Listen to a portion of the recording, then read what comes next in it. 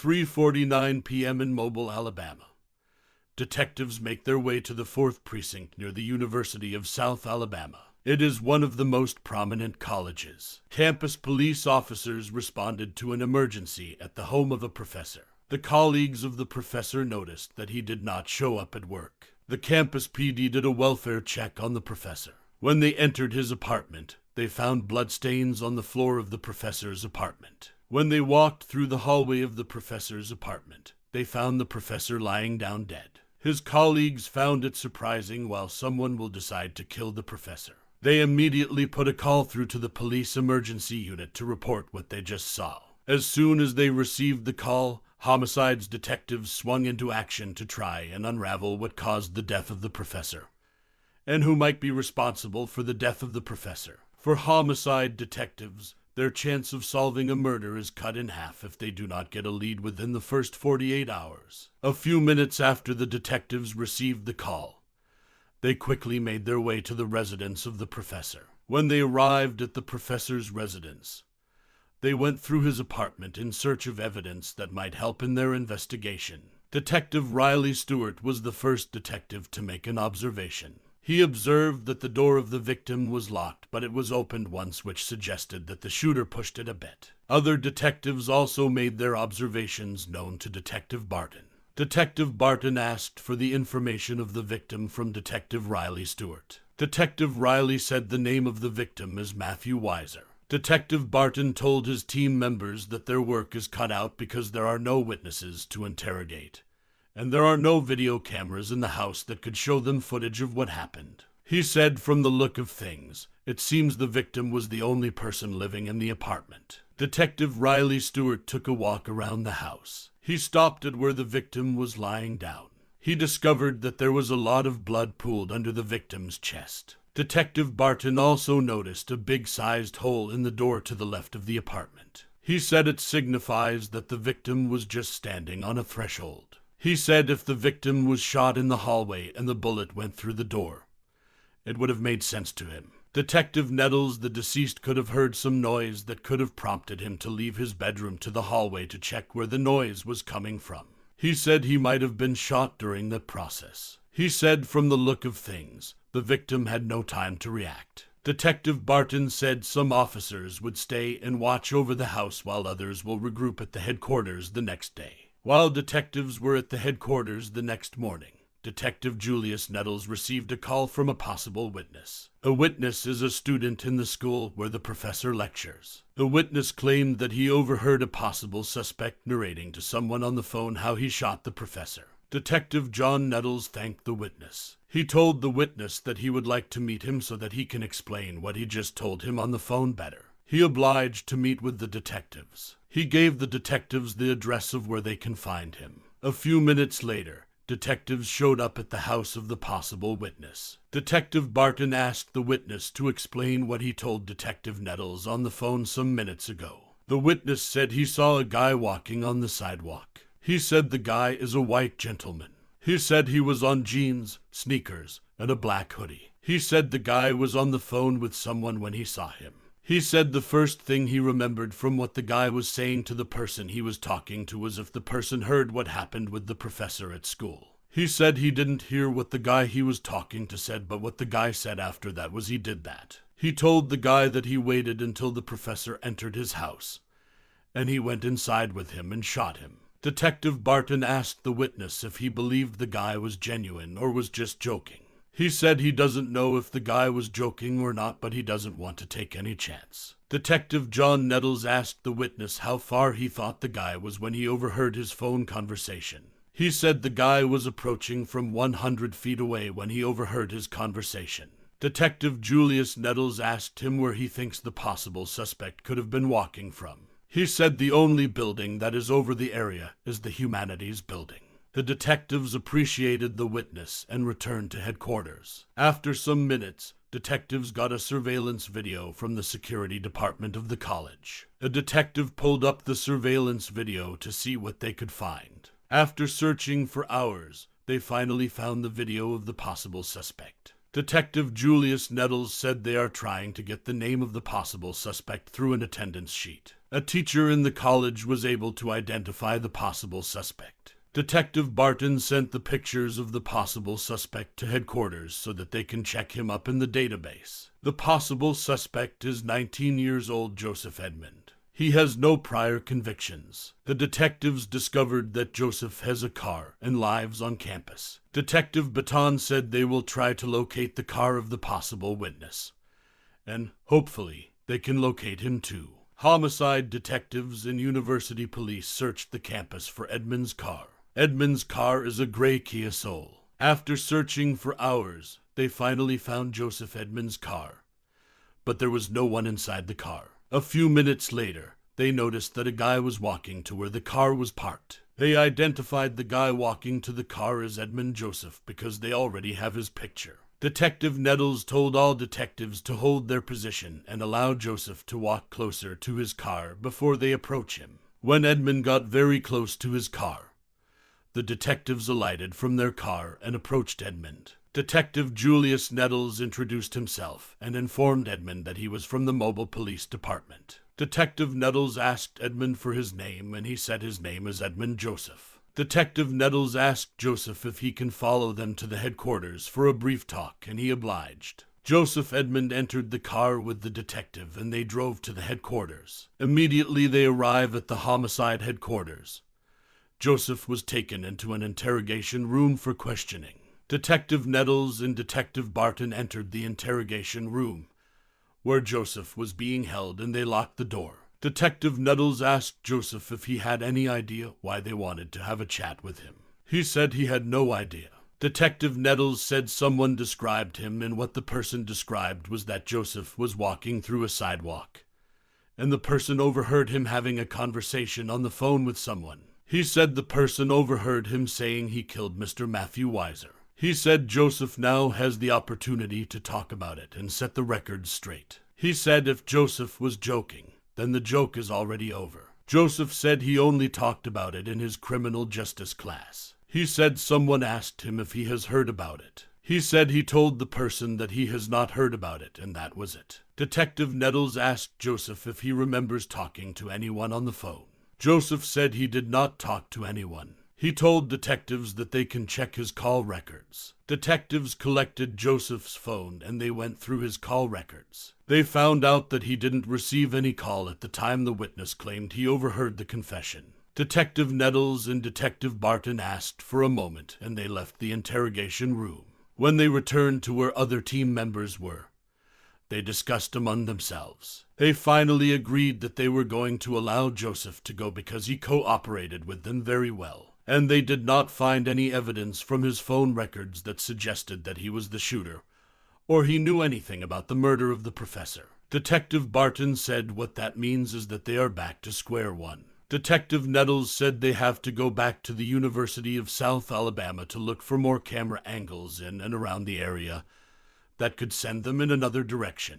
The next day, Detective Nettles told other team members that he and Detective Barton have taken a look at the video, and they know it is common to wear a black sweatshirt and jeans on campus. They said they couldn't pick out anything from the video because there were too many people in the video. As the first 48 hours slip away, the team has no means of identifying the person that was overheard confessing to the murder. A detective asked Detective Nettles how far away did the witness say the caller was when he overheard his conversation. Detective Nettles said the witness said he was 50 to 100 feet away. The detective said he finds it weird how it is possible for someone that was 50 to 100 feet away to hear a conversation. Detective Nettles said he found it weird too, but he doesn't know why in the world the guy would make that story up. Another detective said they have subpoenaed the phone company for records. He said they should get Nintendo on trying to see if they can track the switch. In the first 48 hours, mobile homicide detectives responded to the murder of 39 years old Dr. Matthew Weiser,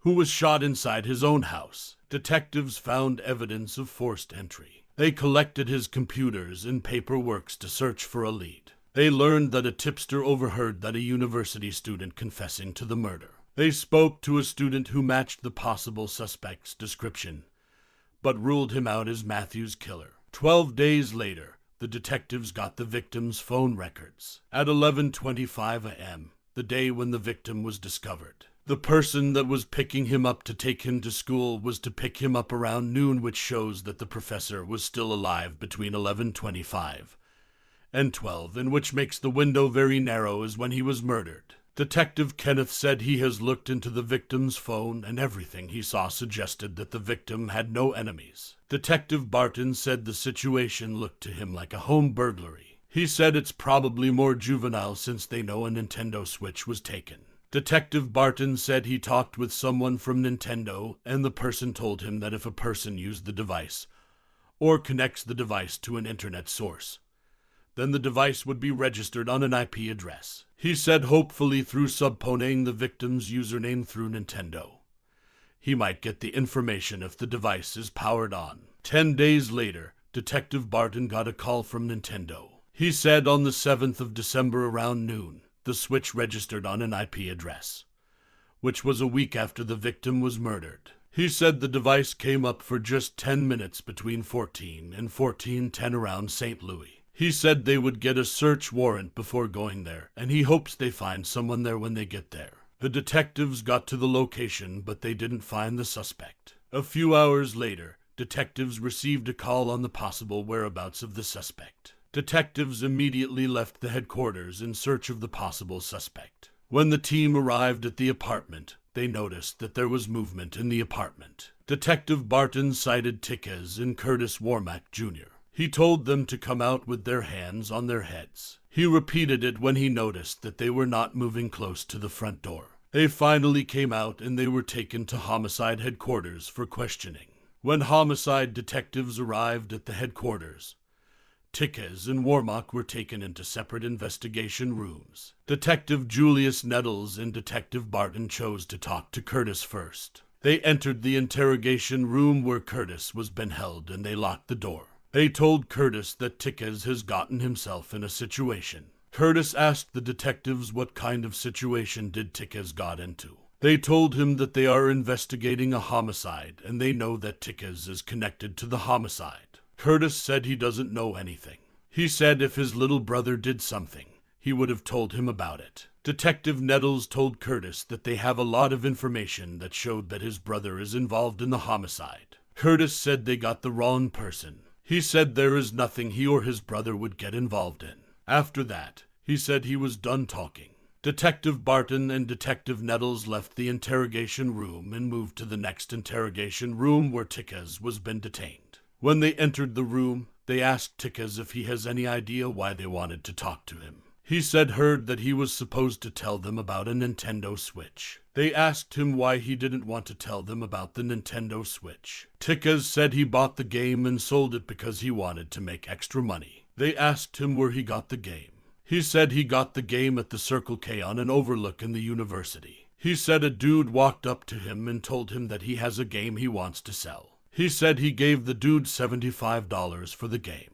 The detectives told Tickez that they know that he did not buy the Switch from the Circle K. They said his car and his GPS were outside of where a homicide occurred at the time of the homicide. Detective Nettles told Tickez that the person that was murdered was a professor of economics at the South Alabama University. Detective Barton told Tickez that the records that they have shown that Tickez was on that street at the time the murder occurred. Detective Nettles opened his phone for Tickez to see what he was talking about. He showed Tickez the picture of the university and a galliard standing over there. He asked Tickez what was going on at that time that required him to be on that street. He said he was probably passing through. Detective Barton said his car was passing through END Gaylord at around the same time the murder occurred, and he had the Nintendo Switch that belonged to the guy that got killed. Detective Barton asked Tickez if he picked anybody up on the road. Tickez said he did not pick anybody on the road. Detective Barton told Tickez that the reason he does not want to be truthful to them is either he was the one that killed the professor, or he knows the guy that murdered the professor, and he doesn't want to disclose the person's identity. Tickez said he has told them everything he knew about what happened. Detective Barton told Tickez that he has to understand that he might be charged with murder. He told him that if he was not the person that pulled the trigger, then there is no reason why he should take it for whoever it is. Tickez said he doesn't have anything to say again. Detective Julius Nettles and Detective Barton left the interrogation to where other team members were sitting. When they got there, Detective Nettles said he was not sure if Tickez was the person that carried out the murder. The detectives decided to check Tickez's phone records. In the process of checking, they discovered that Tickez received a call around 11:30 a.m.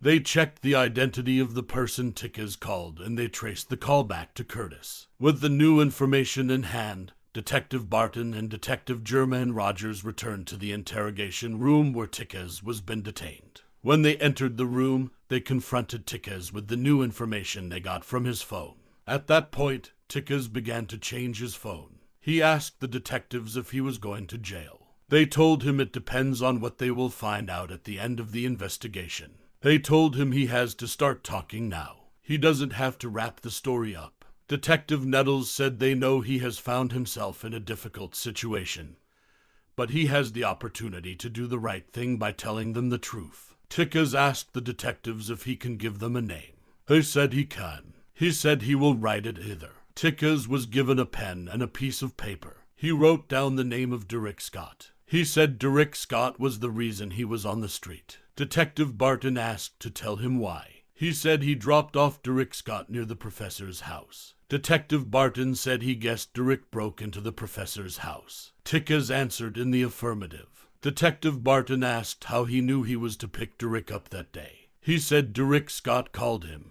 Detective Barton asked Tickez what he thought happened when he picked up Derek Scott. Tickez said Derek told him that he went into the house and the dude came out of the room and he shot him. Detective Nettles asked Tickez whether he saw Derek Scott with a gun when he came out. Tickez said he saw him with a revolver. Detective Nettles asked Tickez why his brother was calling him. He said his brother was calling him several times within that time frame.